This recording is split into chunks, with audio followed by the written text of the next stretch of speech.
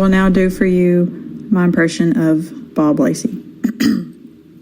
One day last week, I won't say when, I was hanging out with one of my friends, I won't say who, and we decided to go to a really well-known local restaurant here in town. I won't say which one, but they have a very popular menu item there.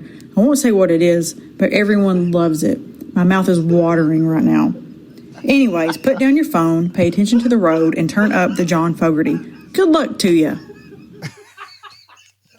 Yeah, she's got me. That was amazing. Yeah. Hey, Bob, if you need to take a day off, I'll just bring her in. This is amazing. Yeah, I think it's a great idea.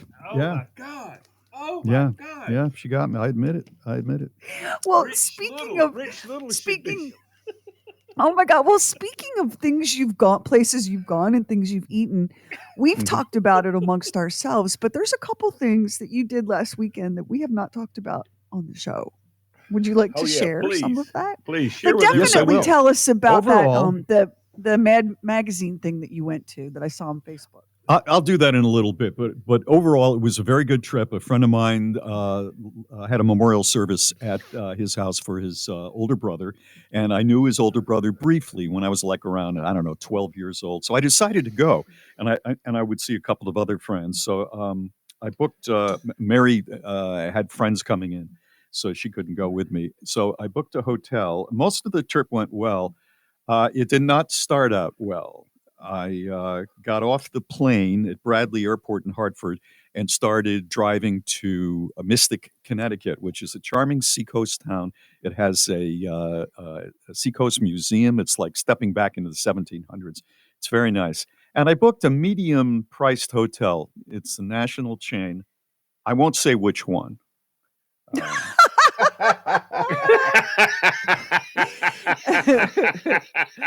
And and by the way, I didn't do that for the laugh. I mean, if this were just, I never heard what she said with my impersonation, I would still say that.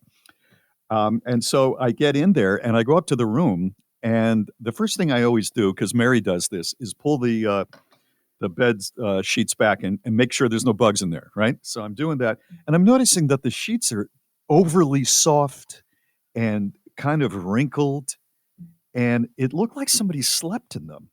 And so I went, I am not sleeping in these. Some sheets that you've had like 20 years, and they're it's like very threadbare. That's what. So I went down and I said, I got to be honest, this looks like nobody made the bed. And he said, well, that does not happen in this hotel, but if you want another room, I've got another room.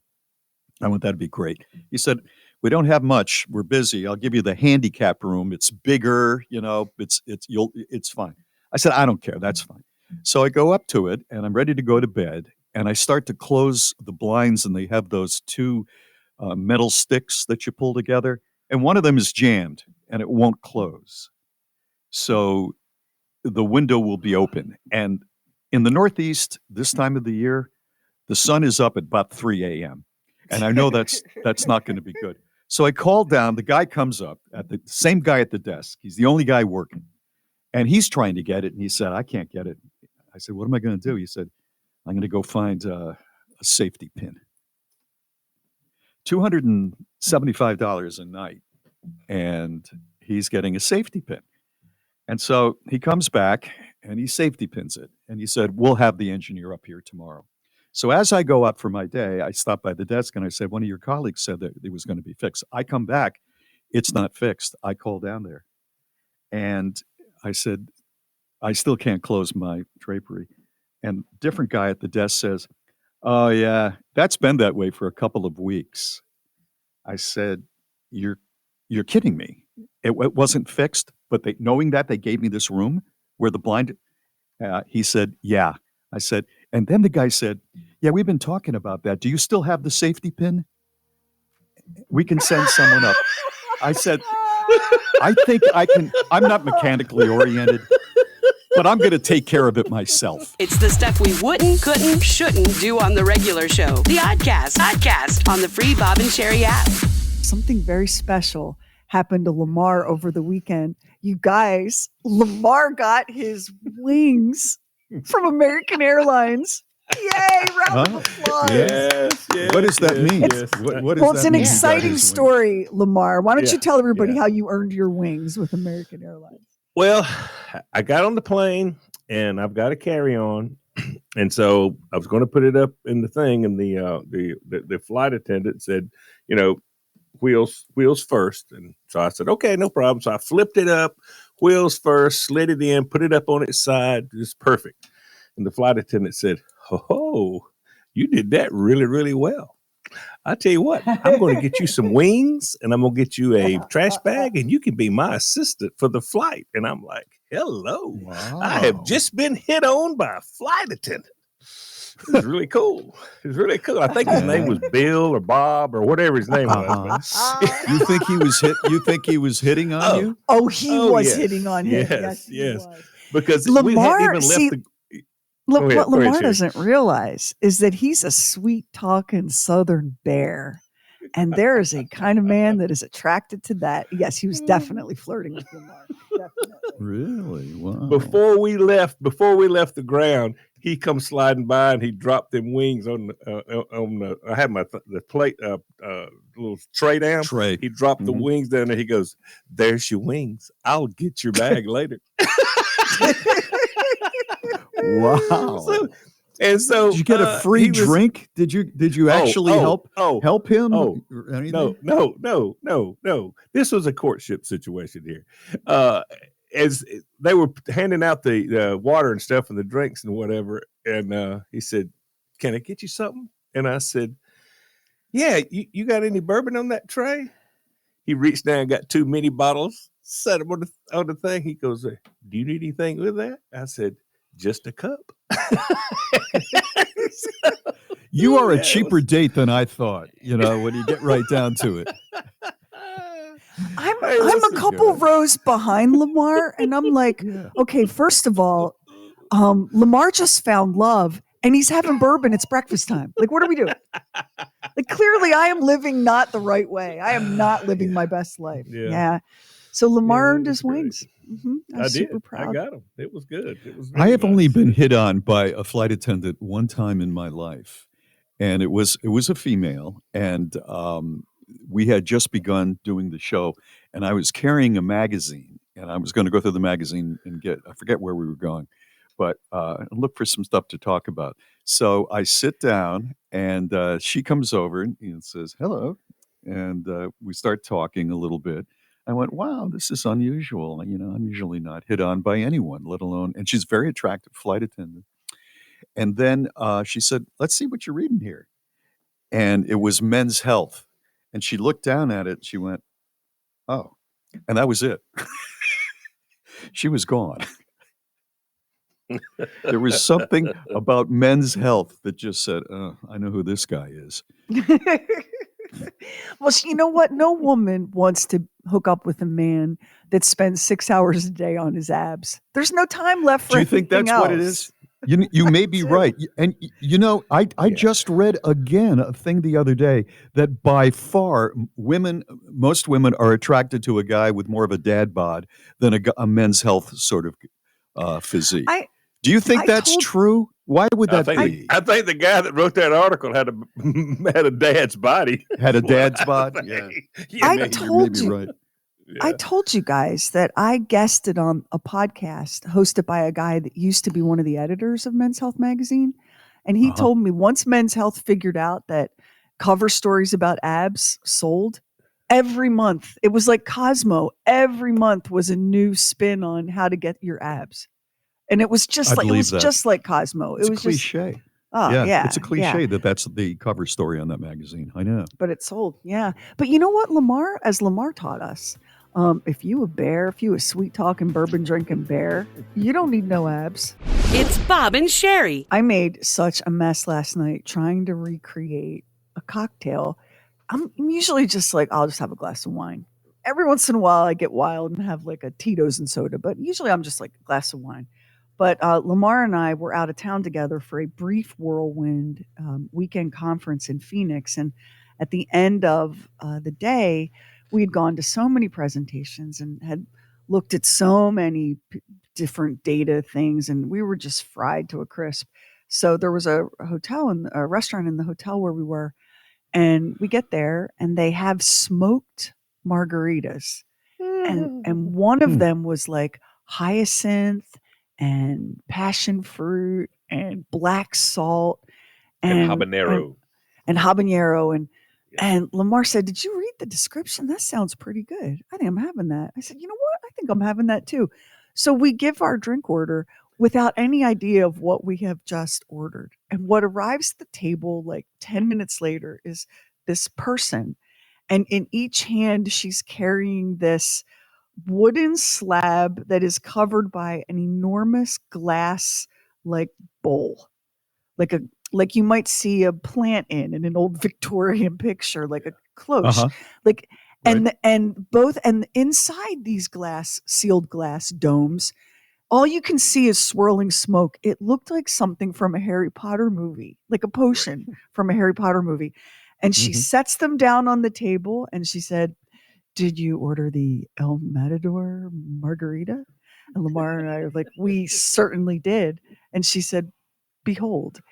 And she, at the same time, she lifts the dome off of these two things and the smoke swirls out and goes everywhere. And there are two of the biggest, most beautiful crimson drinks with a hyacinth blossom floating on top, like that you have ever seen. Black Really? salt all around the rim, smoke, like we had just cast a spell, smoke going everywhere. It was so delicious. It was the most delicious. Can you drink that I've describe what ever it had. tasted like? Because I've never heard of anything like that. Everybody Sweet. knows if you drink alcohol, what a margarita tastes like. But what did this taste like? Well, I mean, it had a hint of sweetness and some Uh-huh. tanginess and some heat from the habanero, and then the punch from the tequila and the black salt, which was a completely different vibe than just like the regular salt you usually swirl a glass in, and Yeah. just the most faint, like a whisper of something floral. It was How come you two can get that and Max delicious. can't get the large orange juice? Well, I'll when tell you he's why. I'll tell you the why. Cracker Barrel with I'll Tony. tell you why. Because you'll notice that Tony was not also at that table. Yeah. How much? Yeah. How much per drink? Oh, do you remember, Lamar? El Matador was not cheap. That is for sure. Listen, let me Come Anything- on, one of you has anything- to know. I know. Anything that arrives at your table surrounded by swirling smoke and mysticism is a minimum of $28. You can be Oh, sure. I was of going to that. say yes. it had to be. Yeah. Yeah. Yeah. Yeah. Yeah. Wow. Yeah. It was funny because Tony texted me a couple days later and said, "I had this weird fraud alert on my credit card." I was like, "Oh, what could that be? Whatever could have happened that would trigger a fraud alert on your credit card?"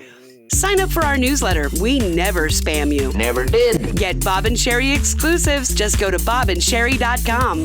I was getting close to my neighborhood to go home for the day, and all of a sudden there were cop cars everywhere. There must have been 4 or 5 cop cars with the lights on, and I went, "Wow, what is going on here? This must have been something really kooky. Was it a burglary? Was it a terrible car crash?" A garbage truck guy was driving his garbage truck, which was full near my neighborhood. It was completely full, and it was a big garbage truck. And evidently, he smelled something and later discovered, after there was an investigation, that it was a battery that had caught on fire in the garbage. He stopped in the middle of the road, and it's a busy area until you get into my neighborhood. He stopped and he dumped it all right in the middle of the road. No. the Well, I guess biggest- he had to, right? That's what everybody's been No. wondering. Was that No. necessary, or could you have driven? Would you have made it to, I don't know, a field? There were no fields near there. There's a lot of stores and stuff, and the McDonald's and stuff, in neighborhoods. Even But if he it's just a fire decided- inside there, wouldn't it contain it? Bob. I don't know. I'm trying to figure it out. And I'm going to be honest. If I were the driver and I smelled it and I pulled over and I saw that the load that I had was on fire, I would have dumped it all And then I I driven would off. have walked. I would have walked away. I'd leave the keys right in the truck. You know that scene in Caddyshack where Bill Murray is out with the Reverend and he gets struck by lightning and he dies on a green, and Bill Murray just puts the bag down and leaves. I Yep. swear to God, you could never. If you're the driver, it's like the right stuff. You have to deliver that to the garbage dump. Any other thing, you don't have the right stuff. You will never be respected by fellow garbage men the rest of your life. Bob, I just want to say, and I'm worried about myself. I'm so worried about myself because when Mhm. you said he smelled something, inside my brain, I went, oh, it's a body. Dead body. Dead body. Dead Oh, body. are First you time. I was kidding? disappointed. I'm so in a disappointed. You battery. guys, Yeah. guys, I'm so and your true disappointed. crime. Honest to God, it's enveloping you. Let me I'm say over this. here Let me like, say oh, this. a flaming battery is bad, but you know what would have been better? A Body. I got to be honest with you. I never heard anything else after Bob says, if I was driving the trash truck, I doubled over. Oh, yeah, that- Because I had this mental picture of Bob driving the trash truck. He's got his name on his uniform and it says Bob. He's got his gloves hanging out of his back pocket. I mean, I don't want to drive it. I want to be the guy that hangs on the back. If I'm going to be a garbage man, I want to be one of the two guys on the back. You know, you jump off, you go over, you get the rollouts. You know, you put it in there. Yeah, I don't want to be the driver of the thing. I saw anyway. the sweetest tweet about garbage men. I Mhm. can't remember where this was. It might have been in the UK, but this Yeah. little boy every morning on trash day, he sits in the picture window of his family's house and he's obsessed with the trash truck and he knows all the trash truck drivers by name and he waves. And sometimes if the weather's good, his parents bring him outside to watch the trash truck picking up stuff. Well, they brought a new driver on to that route, and the veteran driver, when they got to that kid's street, told the new driver, listen, you see that house? So-and-so lives there, and you always have to stop and wave because he loves the trash truck. So the trash truck guys know that this little kid is obsessed with them, and they play to it. And That's you know, so in great. a world that is in fact flaming garbage, how great is that? I mean, if I can't have a Fantastic. body dumped on your street, Bob, then Yeah. I need to know that those trash truck guys are out there.